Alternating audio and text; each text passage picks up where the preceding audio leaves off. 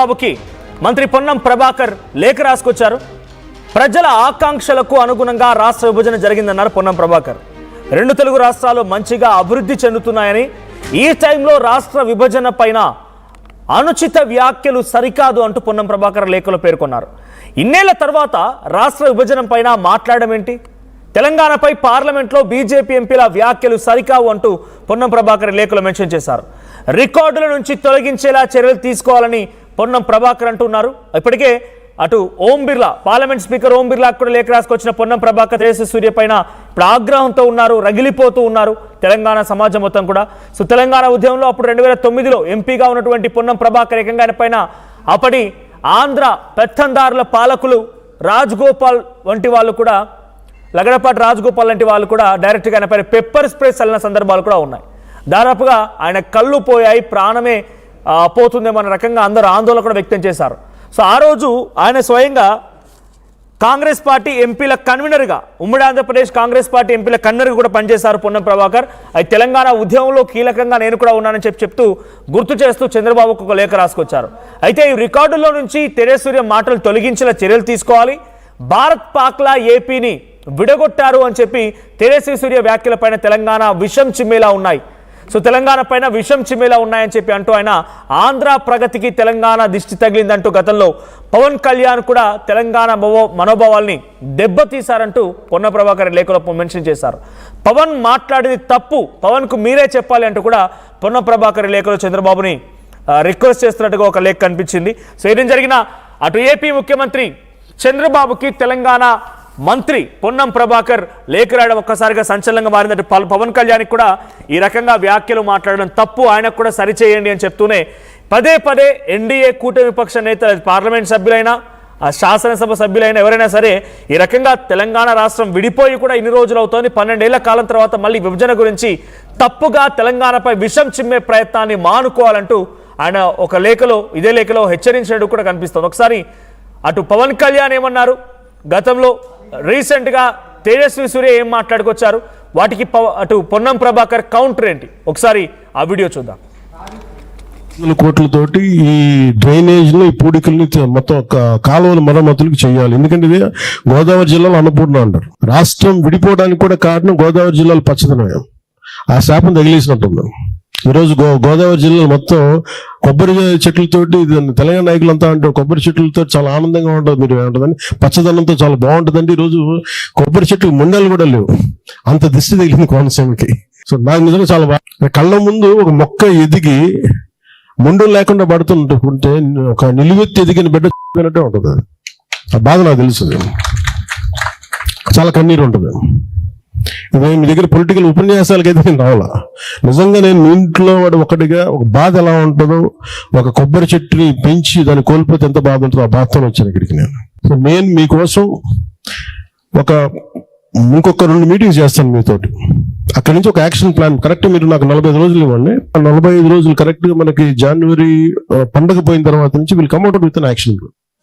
If you remember the way the Congress party, the UPA, divided the two undivided Andhra Pradesh into AP and Telangana, it was done in the partition of AP and Telangana was done in a worse fashion than the British did the partition of India and Pakistan.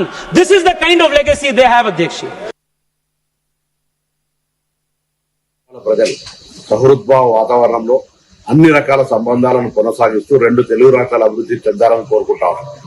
కానీ ఇటీవల జరిగిన అనేక పరిణామాలు విభజనను అవమానపరిచే విధంగా జరుగుతున్నటువంటి వ్యాఖ్యల్లో మీరు మరి కూటమి రాజకీయ నాయకులుగా భారతీయ జనతా పార్టీ నాయకత్వం మీద ఒత్తిడి తెచ్చి భారత్ పాకిస్తాన్లతో పోల్చినటువంటి వ్యాఖ్యల రికార్డును తొలగించి మరి ఇటువంటి సహృద్భావ వాతావరణం చెడిపోకుండా చూడాలని కోరుతారు. ఎందుకంటే విభజన అనేటువంటి ప్రజల ఆకాంక్షలకు అనుగుణంగా జరిగిన సందర్భంలో మరి గతంలో భారతీయ జనతా పార్టీ ఒక ఓటు 2 రాష్ట్రాలని కాకినాడలోనే తీర్మానం చేసింది. ఇవన్నీ కూడా అనవసరమైన చర్చ. ఇప్పుడు విభజన జరిగి 10 సంవత్సరాలు అయిన తర్వాత కూడా ఇంకా అటువంటి అంశం మీద గెలకడం అనేటువంటిది మనకు మంచిగా. ఇప్పుడు భారతదేశము పాకిస్తాన్, మరి ఆంధ్రప్రదేశ్ తెలంగాణ ఏ రాష్ట్రం భారతదేశము, ఏ రాష్ట్రం పాకిస్తాన్, ఆ విధంగా వ్యాఖ్యలు చేయడం వల్ల ఈ 2 రాష్ట్రాల ప్రజలకు మంచిది కాదు. ఒకటి పెద్దలు సీనియర్ నాయకులు, మీరు ప్రస్తుత భారత ప్రధానమంత్రి గారి కంటే పెద్ద సీనియర్ గా ఉన్నటువంటి మీరు తప్పకుండా ఈ అటువంటి వ్యాఖ్యల వల్ల రెండు రాష్ట్రాల ప్రజలకు రెండు రాష్ట్రాల మధ్య సంబంధాలకు ఇబ్బంది కలగకుండా ఉండే విధంగా ఆ వ్యాఖ్యల్ని పార్లమెంట్ రికార్డులను తొలగించే విధంగా చొరవ తీసుకోవాలని నేను గౌరవ ముఖ్యమంత్రిగా మీకు కోరుతా ఉన్నాను. ఒకైనా ఎన్డీఏ కూటమి పక్షంలోనే కీలకమైన పార్టీగా ఉంటూ ఉప ముఖ్యమంత్రిగా ఆంధ్రప్రదేశ్ బాధ్యతలు నిర్వర్తిస్తున్న వ్యక్తి ఆంధ్ర ఉన్నటువంటి కోనసీమ ప్రాంతాల్లో పచ్చదనం వెల్లివిరిసేది. తెలంగాణ నాయకులు అంటూ ఉండేవారు, మీకు మంచి చక్కగా పచ్చని పైర్లు విలజిల్లుతూ ఉంటాయి కోనసీమలో, కొబ్బరి చెట్లు చూడండి అన్నట్టుగా అందాలను చూపిస్తూ ఉంటారు. బహుశా ఆదిష్టి తగిలిందేమో, తెలంగాణ విడిపోవడానికి కూడా కారణం కోనసీమేనంట. ఇది పవన్ కళ్యాణ్ చేసిన వ్యాఖ్యలు. అప్పుడు ఈ వ్యాఖ్యల పైన పెను దుమారంగా చెలరేగిందని చెప్పాలి. పొలిటికల్ హీట్ రాజుకుంది. పెద్ద మొత్తంలో కొన్ని కాంట్రవర్సీలకు కూడా తెరలేపారు పవన్ కళ్యాణ్ అప్పట్లో. అటు అనిరుద్ రెడ్డి మాట్లాడడం, తెలంగాణ జడ్చర్ల ఎమ్మెల్యే కోమటిరెడ్డి వెంకటరెడ్డి మాట్లాడడం, పొన్నం ప్రభాకర్ మాట్లాడడం, చాలామంది మంత్రులు కూడా తప్పుపట్టడం, పవన్ కళ్యాణ్ విభేదించడం, పవన్ కళ్యాణ్కి ఛాలెంజ్ కూడా చేసిన సందర్భాల్లో కొంతమంది తెలంగాణ వాదులు. ఆ తర్వాత తేజస్వి సూర్య మన డిలిమిటేషన్ బిల్పై మాట్లాడుతూ పార్లమెంట్లో అనవసరమైనటువంటి ఒక ఇష్యూని లేవనెత్తారు ఆయన. ఇండియా పాకిస్తాన్ విభజనని తెలంగాణ ఆంధ్రప్రదేశ్ విభజనగా పోల్చడమా అంటే ఆయన ఉద్దేశంలో పొన్నం ప్రభాకర్ ఇందాక మాట్లాడుతూ బయటలో మీరు చూసే ఉంటారు.